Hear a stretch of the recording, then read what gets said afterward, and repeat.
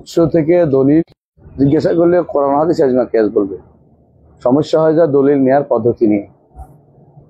যেভাবে ইচ্ছা এভাবে দলিল নিতে পারে না, আপনাদের কিছু নীতিমালা মেনে চলতে হবে। আমরা গত দুদিন ধরে আমরা কি পড়েছি, কয়েকটা নীতিমালা পড়েছি। আজকে আমরা 6 নম্বর নীতিমালা পড়বো। 5 নম্বর পড়েছি, তাই না? 6 নম্বর নীতি হচ্ছে লা তাআরুদ বাইনা আল-আকল ওয়ান নাকল। কোরআনে কারীম এবং রাসূলের হাদিস, এটার সাথে বিবেকের কোনো বিরোধ হইতে পারে না। যদি বিরোধ হয় তাহলে বুঝতে হবে যে বিবেকের কমতি আছে। কারণ বিবেক যিনি দাতা তিনি হচ্ছেন আল্লাহ তাআলা। বিবেকের দাতা হচ্ছে আল্লাহ তাআলা। তার বাণী কখনো বিবেক বিরোধী হইতে পারে না। বুঝে আসছে? যদি প্রাথমিক বিবেক বলেন, প্রাথমিক বিবেক একটা আছে, সেটা কি 2 দিয়ে 5 হয়, 2 দিয়ে না 4 হয়? 4। এমন কোরআন এবং সুন্নাতে এমন কোনো কথা নাই যে প্রাথমিক বিবেক বিরোধী। বাদাইল আকল, আকলের শুরুতে যেটা আসে এটাতে বিরোধী এমন কোনো কিছু কেউ করতে পারবে না। কোরআন সুন্নার কোথাও বলা হয় না 2 দিয়ে 5 হয়। কথা বুঝছো কিনা? সুতরাং বিবেক বিরোধী হওয়ার যে নীতি, এটা অসম্ভব জিনিস, কোনোভাবেই নেই। শর্ত হচ্ছে একটাই, বিবেকটা কার বিবেক দিয়ে কোরআন হাদিস বিচার করবে, কার বিবেক দিয়ে কোরআন হাদিস বিচার করবে। আপনারা ইমাম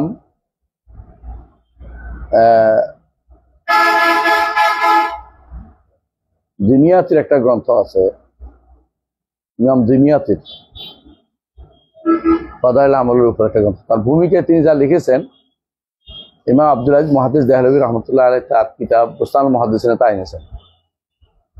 আপনাদেরকে আমি পড়ে শোনাইছিলাম না? পড়ে শোনাই না, অনেককে শোনাইনি। এখানে বুস্তানুল মুহাদ্দিসিন আছে, দেখেন তো বুস্তানুল মুহাদ্দিসিন আছে, নিয়ে আসেন তো।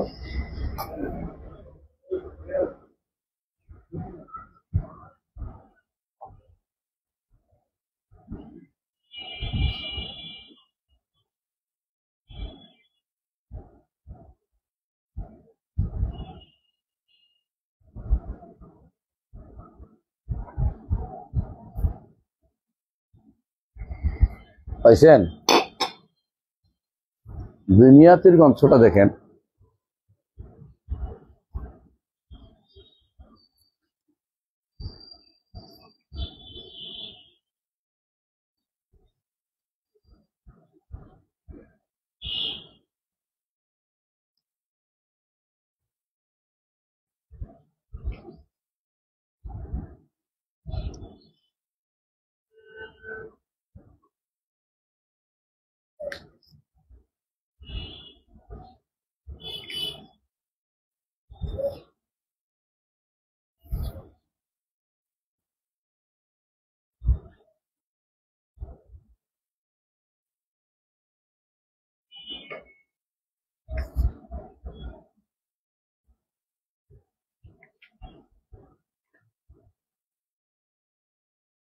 তিনশো 44 পৃষ্ঠা একই বই নাকি? হ্যাঁ হ্যাঁ, 344 পৃষ্ঠা।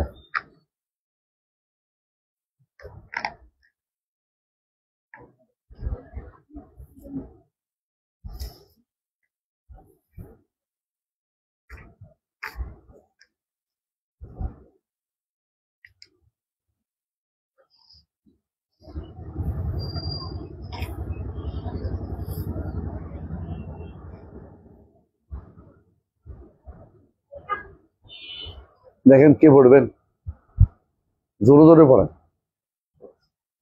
ইমাম দুমিয়াতি মাঝখানে, এই পাশে পৃষ্ঠা নিচে মাঝখানে ইমাম দুমিয়াতি মানবিক শাস্ত্রের প্রচন্ড নিন্দা করেছেন, কারণ মানুষ তখন এই বিদ্যাটির প্রতি প্রচন্ড রকমের চোখে নিমজ্জিত হয়ে গেল। ফলে তিনি সেটার নিন্দা পদ্ধতি অবলম্বন করলেন। তিনি বললেন, তাদের মধ্যে যে খারাপ কাজটি প্রসার লাভ করেছে। মানে ওই সময়ে খুব মান্তিকের খুব ওই কোন সালে এটা দেখছো তো? সাল দেওয়া হলো। উপরে আছে, আগে আছে, একটু আগে গেলে অফিসটা দেখবে যে কোন সালে তিনি মারা গেছেন, বিস্তারিত আছে। উপরে উঠো, কি হচ্ছে আগের পৃষ্ঠা তো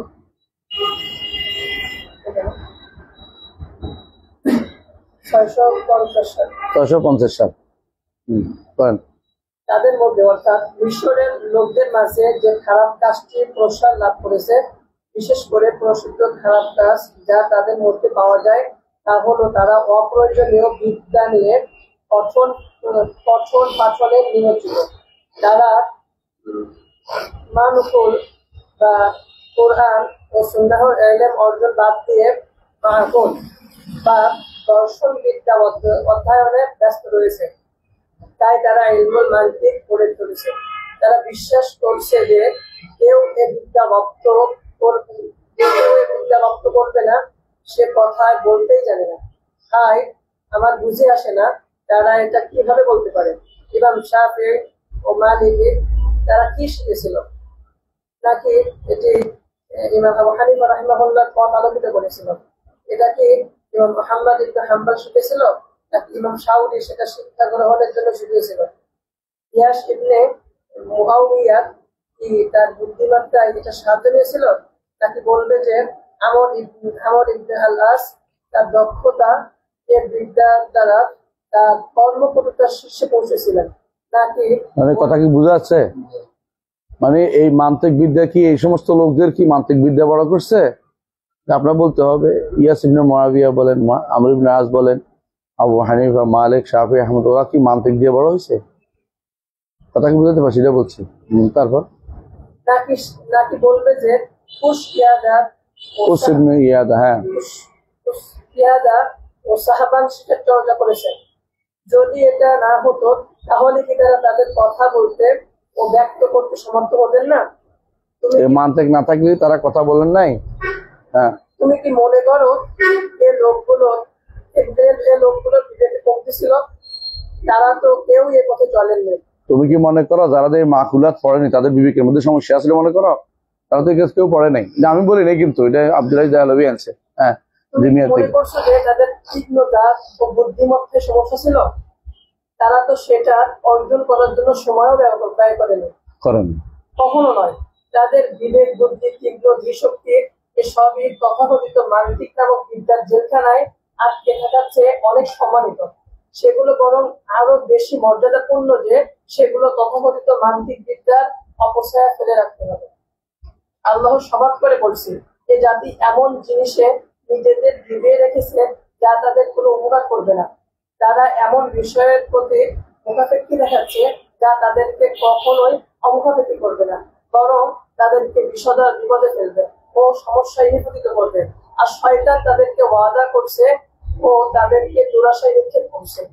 এ বিদ্যার জন্য এটাই যথেষ্ট নয় যে একক কোনো আলেম সেটার প্রতি তাকিয়ে দেখবে, কোনো পরিশ্রম ব্যয় না করে কেবল পড়ে দেখবে, সেটার প্রতি কোন রকম সাহায্যকারী না হয়ে। কারণ এই ইলমের যে ক্ষতি রয়েছে তার সবচেয়ে কমটি হচ্ছে এই যে তা মানুষকে অর্থহীন কাজে ব্যস্ত রাখে, এমন জিনিসের মুখাপেক্ষি করে যায় যা করুণাময় মহান রব্বুল আলামিন তাকে অমুখাপেক্ষি করেছে।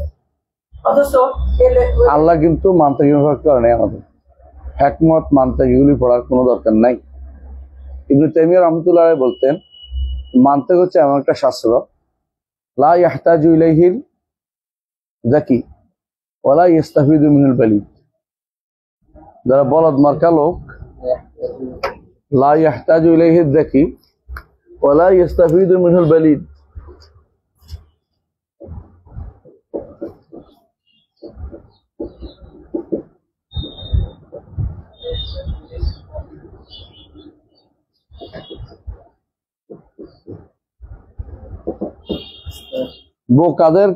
বোকারা এর দ্বারা কোনো উপকৃত হয় না, আর বুদ্ধিমত্তাদের কোনো কাজে লাগে না। তাহলে মাজারের লোকদেরা এটা নিয়ে ব্যস্ত থাকবে, এটা যদি কোনো উপকার করে তার উপকার করে না। হ্যাঁ, পড়ো।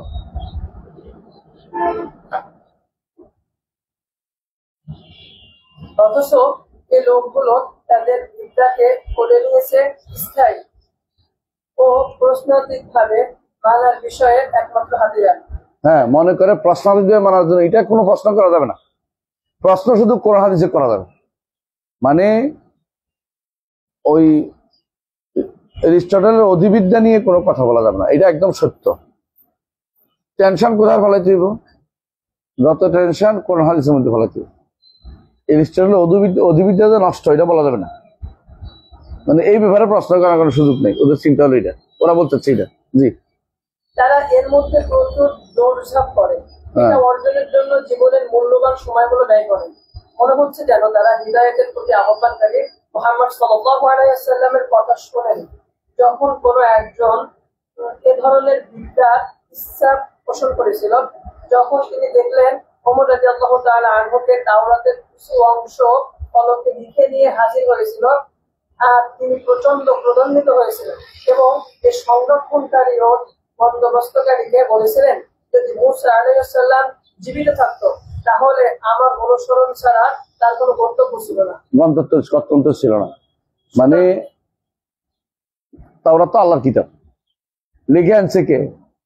সাহাবী। তারপর রসুলের সামনে পড়ার পর রসুল খুশি হয়েছে, কি করছে? রেগে গেছে এবং চোখে মুখে তার ক্রোধ ফুটে উঠছে এবং কি বলছে? আমুতাহুকুন ইবনুল খাত্তাব, ইবনুল খাত্তাব পেরেশান হয়ে গেছ, ইবনুল খাত্তাব তুমি পেরেশান হয়ে গেছ।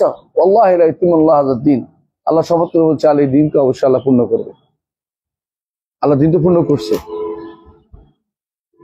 ওমরের যুগে ওমর তাওরাত থেকে আনছে, এটা একটা কিতাব, আল্লাহরই কিতাব।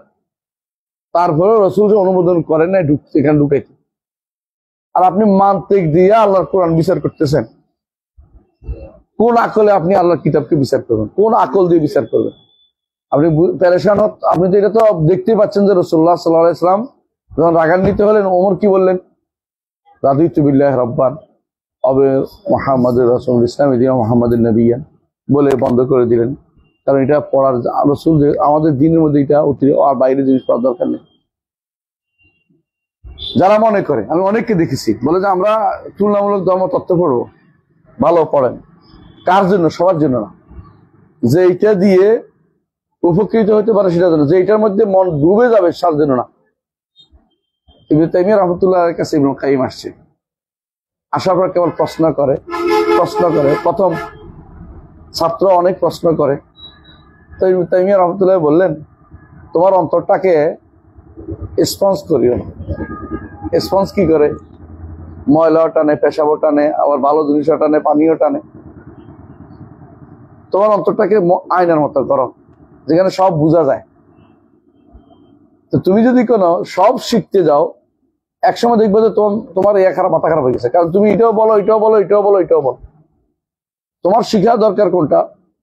কোরআন এবং সুন্নাহকে আগে পরিপূর্ণ জানতে হবে, আকীদা সহিহ জানতে হবে, তারপরে তুমি অন্যটা পড়লে তোমার কাছে স্পষ্ট হবে। তখন তুমি আয়নার মতো দেখবে যে ভুল কোথায় আছে, এই কথার ভিতরে ভুল কোথায় আছে। আর যদি তুমি ভুলটা না জানো, অন্যটা পড়ো, ওইটা তোমার অন্তরে বসে যাবে, এরপর তুমি আবার এইটা দিয়ে অন্যটা বিচার করতে আরম্ভ করবে। এই জন্য মদিনা ইউনিভার্সিটিতে কিছু জায়গা আছে, এগুলো লেখা থাকে কাআতু মাহদুদাতুল ইত্তিলা, অর্থাৎ যেগুলো সব মানুষের জন্য না। যেগুলি কারা পড়বে? এগুলি পড়বে শুধুমাত্র তারাই যারা থিসিস করে, অনার্সের মাধ্যমে তারা একটা জ্ঞান অর্জন করছে, থিসিস করার সুযোগ পেয়েছে, মাস্টার্স করছে, পিএইচডি করতেছে, তারা অনবরত পড়বে। কারণ তারা বুঝে আকীদা শুদ্ধ কোনটা। আর যারা আকীদা শুদ্ধ কোনটা বুঝে না, এটা হঠাৎ গিলে ফেলবে। আরবরা বলে আতানি হাওয়াহা ক্বাবলা আন আরিফাল হাওয়া ফাসাদাফা কলবান খাওয়িয়ান ফাতামাক্কানা। আমি ভালোবাসা চিনার আগেই একজনের ভালোবাসা ঢুকে বসে রয়েছে আমার অন্তরের ভিতরে। এখন আমি আর কারো দিকে চিন্তা করতে পারি না, ভালো সব এটাই সে ভালো, তত খারাপ হোক ভালো লাগতেছে এখন আমার কাছে। মানে কবিতাটা বললাম আমি। এই জন্য নিয়ম হচ্ছে আগে বিশুদ্ধ আকীদা পড়তে হয়, অন্তরে ধারণ করতে হয়। তারপরে আপনার কাছে যখন অন্যগুলি আসবে, আপনি বুঝবেন যে সুবহানাল্লাহ, কত জায়গাতে ভেজাল তারা লাগাইছে। ভেজালটা বুঝার জন্য আপনাকে বিশুদ্ধ আকীদা জানতে হবে। বিশুদ্ধ আকীদা কোথায় পাবেন? কোরআন এবং সুন্নাহ। আপনি যদি মনে করেন যে আকল দিয়ে বিচার করবেন, এই আকলটা কার আকল? কার আকল দিয়ে আপনি বিচার করবেন? দেখি আমার আকল না আপনার আকল। আমার ছোট ভাই একটা আছে, বাজারে গেলে তুই বাজার টাজার করে আসে হিসাব দেয়, হিসাব পারে না, কোথায় যে গেছে বলতে পারে না। হ্যাঁ, কখনো কখনো দেখবো যে হিসাব করতেছে 3 2 5 5 1 4, মানে উল্টে গেছে। তো ওর আকল, ওর তো একটা আকল। আবার যে ব্যক্তি অ্যালগোরিদম, লগারিদম না কি জানি অ্যালগোরিদম, হ্যাঁ লগারিদম অঙ্ক করে, সেও তো পারে, আমি তো লগারিদম পারি। আকলও তো ভিন্নতা আছে। আল্লাহ তাআলা এক একজনকে এক রকম আকল, সব আকল সমান দেয় না। কোন আকল দিয়ে আপনি বিচার করবেন? ইবনুল কাইয়িম রাহমাতুল্লাহ আলাইহি বলেন, বিআইয়ি আকলিন তুজাল কিতাব ওয়াস সুন্নাহ। কোন আকল দিয়ে কোরআন সুন্নাহকে বিচার করবে তুমি? কোন আকল দিয়ে কোরআন সুন্নাহকে বিচার করবে? কার আকল দিয়ে? তুমি যে বলো যে তাহারুদ হয় আকলে আর নকলে, এটা মিথ্যা কথা। আকল আর নকলে কোনো তাহারুদ হইতে পারে না। হয় আকল যদি কাচরি হয়, হ্যাঁ আকল যদি কাচরি হয়, অকাট্য হয়, এটার বিরুদ্ধে কোরআন সুন্নাতে কোনো সহিহ হাদিস, কোরআন এবং সহিহ সুন্নাতে কোনো কিছু নেই। কথা বুঝছেন? যদি এমন কিছু থাকতে পারে যেটা আপনার মাথায় ধরে না, আপনার মাথায় না ধরলে জিনিসটা কি নয় নাই, এমনটা বলা যাবে না। অনেক মানুষের মাথায় ধরে না বিমান কেমনে উড়ে। প্রথম প্রথম যখন টেলিফোন আবিষ্কার হয়েছে, মানুষ কিন্তু জিনি কইয়া দেয় না, এটা কেমনে কয়, এটা কেমনে যায়। আমার বন্ধুরা বলতো আফ্রিকাতে, ওরা বলতো নিশ্চয়ই জিন লাগাইছে, এই খবর কেমনে এখানে পাইল, জিনে ওরা খবর দিয়েছে কেমনে, কাগজের ভিতরে কেমনে। বাস্তবতা হচ্ছে বলা যায়, আকলে ধরে না বলেই তো নাই হয়ে যায় না। তোমার আকলে ধরে নাই, আর বুদ্ধিমত্তার আকল যে তার বুদ্ধিমা আকল ধরছে, কারণ আকল দিয়ে তুমি কোরআন হাদিস বিচার করবে। এরপরে কি হয়েছে? সুতরাং সেখানে কোনো ওজনই কাজে আসেনি, অথচ সেটা ছিল এমন কিতাব যা মুসা আলাইহিস সালাম নিয়ে এসেছিলেন আলো হিসেবে। তাহলে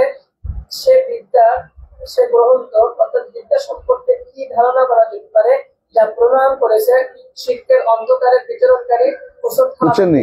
মানে বলতে চাচ্ছে এটাই যে যেটা আল্লাহর কিতাব আনছে মুসা নূর হিসাবে, হেদায়েত হিসাবে, আল্লাহ কোরআন বলছে হুদা ওয়া নূর, ফি হুদা ওয়া নূর, তাই না? তাওরাতের মধ্যে বলছে, সেটার মধ্যে রাসূল নিষেধ করেছিল পড়তে, দেখছেন তো? এবং এটা পর রেগে গিয়েছেন যে তুমি এটা পরে কি করবা, কেন এটা প্রচার করতেছো?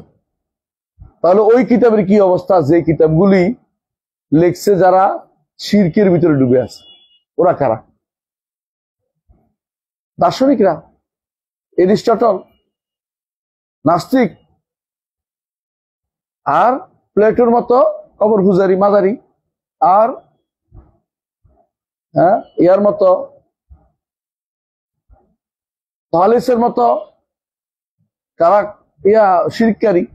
তো থলেস বলেন বা প্লেটো বলেন বা সক্রেটিস বলেন, বা এরা কিন্তু সবগুলি কিন্তু কোনোদিন ইমানের কোনো আশা কোনোদিন পায়নি। বিবেক দিয়ে চলতো, প্রত্যেকের বিবেকে আলাদা আলাদা, কারোর বিবেকের সাথে কারো মিল নেই। থলেস একটা বলেছে, পিথাগোরাস একটা বলেছে, তারপরে সক্রেটিস একটা বলছে, তার ছাত্র প্লেটো একটা বলছে, তার ছাত্র এরিস্টটল আরেকটা বলছে, তার ছাত্র আলেকজান্ডার আরেকটা বলছে। কারণ কারো কোনো মিল নেই, কারণ অথচ নবীরা যুগ যুগ ধরে এক কথা বলছে, এটা হক ছিল। নবীরা সবাই আসে কি বলতো, ইয়া কওম ইবুদুল্লাহ মা লাকুম ইলাহিন গায়রু, এটা হক ছিল। সুতরাং এই জন্য এক কথাই সবাই হকের উপর থাকে। এটা বাতিল কখনো তার সঠিক তাসাউদ দিতে পারে না, এই জন্য ভিন্ন ভিন্ন চলে। হ্যাঁ পড়েন চেষ্টা। তাহলে সে গ্রন্থ সম্পর্কে কি ধারণা করা যেতে পারে যা প্রমাণ করেছে শিরকের অন্ধকারের বিচরণকারী হুসট খাওয়া ব্যক্তিগণ, যাতে তারা মিথ্যা ও অপবাদী শুধু আরোপ করেছে। হায় আফসোস সেসব বিনষ্ট উদ্ভ্রান্ত বিবেকদের জন্য যারা দর্শনের পথভ্রষ্ট সমুদ্রে ডুবে আছে। শেষ, আমার দরকার নেই। এটা ইমাম দিমিয়াতির বক্তব্য, আমার নিজের না। এবং আনছে কে? আব্দুল আজিজ মুহাদ্দিস দেহলভী রহমতুল্লাহ আলাইহি। তিনি বুঝাতে চাচ্ছেন যে এইগুলি দিয়া দিনের ক্ষতি ছাড়া কোনো উপকার কোনোদিন হয়নি। এটি বিরোধিতা প্রথম করছিলেন ইমাম আব্দুল আজিজ দেহলভী, ওনাকেই ওলিউল্লাহ দেহলভী রহমতুল্লাহ আলাইহি, ওনাকেই তারা অপাঙ্ক্তেয় ঘোষণা করছে তখনকার সময়, যে এই লোকে তো সব বদলাই ফেলবে, এই লোকে সব বদলাই ফেলবে। উনি হাদিস নিয়ে আসছে এই উপমহাদেশ ওই এলাকায়। আগে তারা শুধু ফেকার মাসায় পড়তো, হাদিস পড়তো না। তো ওনার উপর দিয়ে একটা ঝড় গেছে। এই দেহলভী পরিবার যেই নীতিতে চলে, হাদিসের পরিবার, তার নীতির উপর চলে। তারা মাঝহাব বিরোধিতা করে, কিন্তু হাদিসটাকে তারা চেষ্টা করেছে প্রোভাইড করতে। হাদিসটাকে তারা সব জায়গাতে হাদিস ভিত্তিক শেষ করার চেষ্টা করেছে, এবং আকীদা মানহাজ পরিবর্তন তারা কত এদেশে প্রতিকৃত ছিল। এইটা একটা পড়লেন। আরেকটা আমাদের একটা বই আছে, ওটা একটু পড়ি তাহলে বুঝবেন ভালো। ইয়ার বইটা, এই আমাদের একটা বই আছে না, হাদিস বিশ্বকোষ প্রথম খণ্ড, না আসলে না, একটু পড়ে নেন, মনে থাকবে। কারণ আপনারা তো পড়ছেন, আপনাদের মনে থাকবে না আপনাদের। আমি পড়াই দিই প্রথম খণ্ড। হ্যাঁ, আড়াই বললে তো হবি না।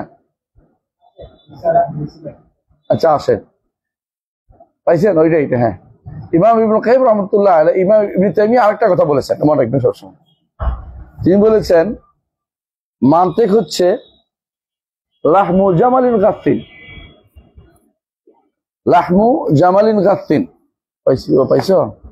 লাহমু জামালিন গাসসিন আলা জাবালিন ওয়াইরিন ফালা সাহলা ফায়ুতাকা ওয়ালা সামিনা ফায়ুনতাকা।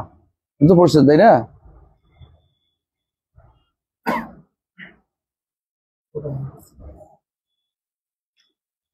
পৃষ্ঠা 150।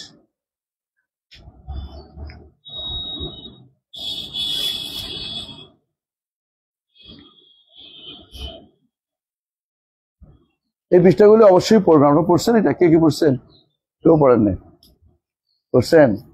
এই দেখেন, এখানে কিন্তু স্পষ্ট উল্লেখ আছে, যারা দেখেন, হ্যাঁ, আকসুন্নার আগে অনুমিত হওয়া সম্ভব। প্রথমে আসেন যারা বিরোধ বলছে। আমরা বিশাল করে আলোচনা করছি, খুব কষ্ট হয়েছে এটা করতে। আসলে কি কোরআন সুন্নাহ ও আকলের মধ্যে বিরোধ হয়? দেখছেন পৃষ্ঠা নম্বর 138।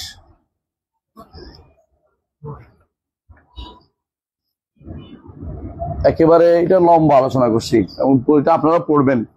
পড়ে আপনার প্রয়োজনে একটা সংক্ষিপ্ত সার উল্লেখ করবেন আমার জন্য, লম্বা করার দরকার নেই। দেখি এক পৃষ্ঠায় পারবেন কিনা, এটা জরুরি। এটা আপনাদেরকে আগামী সপ্তাহ পর্যন্ত সময় দিলাম। কতদূর পড়বেন আমি বলে দিচ্ছি। আমি পড়বো না, কারণ সময় আছে।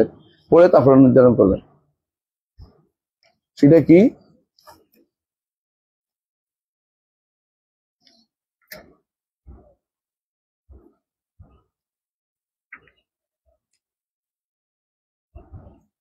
তৃতীয়ত 127 থেকে 127 এটুকু অবশ্যই পড়বেন। 127 থেকে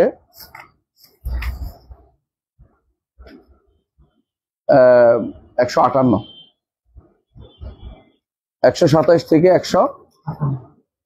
127 থেকে 158, বুঝলেন? 127 থেকে 158 এটা অবশ্যই পড়তে হবে। হ্যাঁ, কম বছর আগে কিন্তু। হ্যাঁ,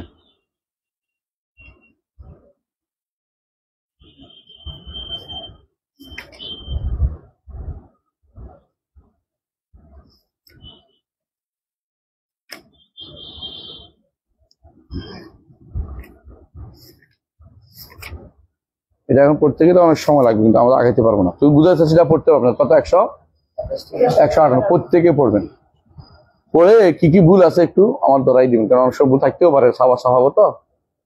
একটু গভীর দৃষ্টিতে পড়বেন, ভুলগুলি বের করা দরকার। এটা একটু পড়ে ফেলবেন, কেমন? পড়ে একটু ভুলগুলি সংশোধন দরকার আছে, আপনার একটু ভালো করে পড়বেন, কেমন? এবং সংক্ষেপ করে ফেলবেন, প্রয়োজন নোট করে ফেলবেন 1 পৃষ্ঠা 2 পৃষ্ঠার মধ্যে। হ্যাঁ, তাতে করে জিজ্ঞাসা করে বলতে পারেন। তবে মনে রাখবেন, ইবনে কাইয়িম রাহমাতুল্লাহ বিস্তারিত বলছে তার বইয়ের মধ্যে, যে কোন আকল দিয়ে বিচার করবো ইবনে তাইমিয়ার কোরআন সুন্নাহ। এটা কি ইবনে রুশদের আকল দিয়ে, না ইবনে সিনার আকল দিয়ে, না এরিস্টটলের আকল দিয়ে? কার আকল দিয়ে কোরআন সুন্নাহ বিচার করবো? আমি বিচার করতে যাচ্ছি। তবে আমরা দেখতে পাই কোরআন এবং সুন্নাহর মধ্যে কোনো বিরোধ নাই। এখন বলতে পারেন আকলের মাধ্যমে, আকল দিয়েই তো আমি কোরআন বুঝছি, তাহলে আকল আসল? অনেকে এটা বলে। তোমার আমি এটা উদাহরণ দিয়ে থাকি, এর মধ্যে উদাহরণ আছে, দেখবেন আকল যে আসল না, আসল হচ্ছে প্রাথমিক আকলটা হচ্ছে আসল, প্রাথমিক বিবেক, কিন্তু শেষটা আকল দিয়ে চলে না। উদাহরণ দেই তো বুঝবেন সেটা কি। আপনার বাবা অসুস্থ, পেট খারাপ, রিক্সাওয়ালারা বললেন যে উঠে আসা যে ভাই আমাকে একটা ডাক্তারের কাছে নিয়ে যাও, আমার বাবা অসুস্থ, তারা নিয়ে যাচ্ছি। রিক্সাওয়ালা বললেন সাবধান, পানি টানি খাওয়াবেন না। রিক্সাওয়ালা বসে রয়েছে, ডাক্তার বলে দিচ্ছে বেশি করে পানি খাওয়াবে, বুঝছেন। এখন আমি আসার পরে ডাক্তার কি বলছে রিক্সাওয়ালা জিজ্ঞাসা করতেছে, আপনি বললেন যে ডাক্তার বলছে বেশি করে পানি খাওয়াইতে, বলছে আপনি এটা মানতে পারবেন না, কারণ আমি তো আপনার পথ দেখাচ্ছি ডাক্তার, এই ডাক্তারের কথা আমি বলছি, আপনি এটার বিপরীতটা করতে পারেন না, গ্রহণ করা হবে। প্রাথমিক কাজ করতে পারে কে? বিবেকে, কিন্তু লাস্ট কাজ বিবেকের কাজ নয়, কারণ লাস্ট কাজের জন্য আরো লোক আছে, অভিজ্ঞ জিনিস রয়েছে। অনেকের বিবেকে আছে, কোন কোন দেশে কেউ আসলে থুতু দিয়ে তারে ভরতে পারবে না, আর আপনার দেশে থুতু দিলে কেউ বাবারে বাবা, ওর বাড়িতে জীবনে যাবো না, তাই না? কোন কোন দেশে চিটাং গেলে আপনাকে কইব এমন এক কথা গালি দিয়ে শুরু করে, হ্যাঁ অমুকের উপর একটা খারাপ একটা কথা দিয়ে, তো আপনার দেশে এটা কইলে আপনারা জীবনে আর ওর বাড়ি যাবো না, কত বড় বেয়াদব আমাকে গালি দিয়ে শুরু করছে। বিবেক বেশ কম রে ভাই, ওখানে এক বিবেক আরেক বিবেক। হ্যাঁ, বরিশালের মানুষ যদি কোনো মেয়েদের মা বললে ঠিক আছে, তোর বাপে কোনদিন আমার বিয়ে করলো তুই মা বলিস? কোন কোন এলাকায় ওখানে মাকি বলতে মাতারি বলতে, আর অন্য জায়গাতে মা বললে খুশি হয়ে যায়, মা বলছে ভালো বলছে, আমার খারাপ বলে নাই। বিবেকের মধ্যে কত পার্থক্য, এক এলাকাতে 6 মাইল 8 মাইল পর পরে বিবেকের পার্থক্য হয়ে যায়। তো এই বিবেক দিয়ে কোরআন হাদিস বিচার করুন আপনি, বিবেকের সাথে কখনো কোরআন হাদিস বিরোধ হয় না। এর কারণটা বিস্তারিত লিখছি, পড়ছি কোথায়? এই বইতে লেখছি। শুদ্ধ হইতে পারবেন তো আপনার পুরোপুরি পড়ে দাগাই ফেলবেন, কষ্ট করে নিজের একটা নোট করে ফেলবেন, 2-3 পৃষ্ঠা, দেখি পারেন কিনা, দেখে আর কত সুন্দর হয়। এটা খুব দরকার, কারণ এটা দিয়েই তো সব আপনাদেরকে বিব্রত করতেছে সবাই, যে আমাদের দরকার জানা। বিবেক এবং কোরআন এবং বিবেকের মধ্যে কোনো পার্থক্য হয় না, পারস্পরিক বিরোধ হয় না। এই বিরোধ যে এটা ধারণা করছে, ধারণা কেন করছে? তাদের কাছে আসল মনে করেছে কি একমত মান্তেক আসল। হ্যাঁ, সেটা এই কারণেই বলে যে আল্লাহ আরশের উপর উঠে তো পরিবর্তন হয়ে গেলেন, আল্লাহ যদি কোনো তাগায়ুর, আল্লাহ যদি কোনো নেমে আসেন তো পরিবর্তন হয়ে গেলেন। আপনাদের দোস্তরা যেটা বলে যে তাহলে পরিবর্তন হলেন না, তার মধ্যে পরিবর্তন আসলো না। হ্যাঁ, বলে এটা পরিবর্তন মানুষের মধ্যে হয়, আল্লাহর এটা দেখে চলবে না। আল্লাহ কিভাবে করেন এটা বলেন না, সলফে সালিটাই শিখিয়ে দিছে। ইমাম তিরমিজি এটাই বলছে, আপনার পড়ছেন, নদীর পড়ছেন না? তো এটা সলাফরা এইভাবে চলতো, একটা দুইটা না, হাজার হাজার বক্তব্য তাদের, হাজার হাজার। সলাফরা এটাই বলেছেন যে আল্লাহর জন্য বান্দার উপরে কিয়াস করে কোনো কিছু বলা যাবে না। আর ওনারা সারাক্ষণ পরিবর্তন নিয়ে আসে, কেউ কেউ প্রাচীনতা নষ্ট হয়ে যাবে, কেউ পরিবর্তন হয়ে যাবে, কেউ বা তার ওয়াজিব ওজুদ হারিয়ে যাবে, এগুলো শব্দ এগুলি নিয়ে খেলাধুলা করতেছে আমাদের সাথে। আল্লাহ বলছে এটা, রাসূল বলছে এটা, এটা মানাইতে নিয়ম, এটা হলে এটা হয়ে যাবে, ওইটা তো হবে না, কারণ আমাদের উপর কিয়াস চলবে না, আমাদের উপরে আল্লাহকে কিয়াস করা যাবে না। আর এই পরিবর্তন যেটা আপনি বলছেন পরিবর্তন হয়ে যাবে, এটাই কোথাও নিষেধ আসছে? কোথাও কোরআন সুন্নাহ কি কোথাও বলছে যে আমি কিন্তু পরিবর্তন হই না? এটা বলছে। পরিবর্তন যদি বুঝান এটা যে অন্য কাজ করে, তো আল্লাহ বলছে কুল্লু ইয়াউমিন হুয়া বিশার, আল্লাহ প্রতিদিনই কিছু কিছু করে। আল্লাহ করলেই যদি পরিবর্তন হয়, তো এই পরিবর্তন আল্লাহ নিজে কিছু করে। তিনি অনুবাদ কি করবেন? কুল্লু ইয়াউমিন হুয়া বিশার অর্থ কি? প্রতিদিন তিনি কিছু করেন। কি করেন? কাউকে সুস্থ করেন, কাউকে অসুস্থ করেন, কাউকে সম্পদ দেন, কাউকে কপদক শূন্য করে ফেলেন, কাউকে চিন্তার মধ্যে ফেলেন, কাউকে আনন্দ উদ্দোলিত করে দেন, কাউকে মৃত্যু দেন, কাউকে জীবন দেন, কাউকে অর্ডার দেন, কাউকে হুকুম দিচ্ছেন, এটা হইতে তার এটা হচ্ছে। প্রতিদিনই ইবনে কাসির দেখেন তাফসীর, কুল্লু ইয়াউমিন হুয়া ফি শান অর্থ কি? তো এইটা আমার পরিবর্তন নাম দিয়ে কি অস্বীকার করবে সব? ওদের নিকট আল্লাহকে এখন কিছু করেন না। আল্লাহ শুধু নির্ধারণ করে রাখছেন, হ্যাঁ, আগে আশারি মাতুদের নিকট আল্লাহ আগে নির্ধারণ করেছে, এখন কিছু করেন টরেন না। এই জন্য তাহলে আর আল্লাহ তাআলার কোনো কর্ম নাই, কর্মবাচক গুণগুলি অস্বীকার করে সবাই। সবচেয়ে বেশি যারা যে কারণে এই আহলে সুন্নাতে বেরিয়ে গেছে তারা হচ্ছে এই তাদের বিবেককে বেশি প্রাধান্য দিচ্ছে আকীদার ব্যাপারে। তাদের আকীদার প্রধান আমরা আলোচনা করব। প্রথম কাজ হচ্ছে আল আকল। প্রথম উৎস হচ্ছে আকল। প্রথম উৎস হচ্ছে আকল। এইটা সবার কাছে, এটা জাহমিয়াদের কাছেও, ফালাসিবাদের কাছেও, তারপরে মুতাজিলিদের কাছেও, আশারীদের কাছেও, মাতুরিদের কাছেও আকল হচ্ছে প্রথম। এর নাম হচ্ছে আকলিয়াত। প্রথম হচ্ছে আকল। আকীদার ক্ষেত্রে কোরআন এবং সুন্নাহর কোন দলিল তারা নিবে না। 7টি গুণ তারা সাব্যস্ত করে কোরআন সুন্নাহ দিয়ে না, আকল দিয়ে আগে, পরে কোরআন সুন্নাহ এটাকে সাপোর্ট করে। উল্টো হয়ে গেছে।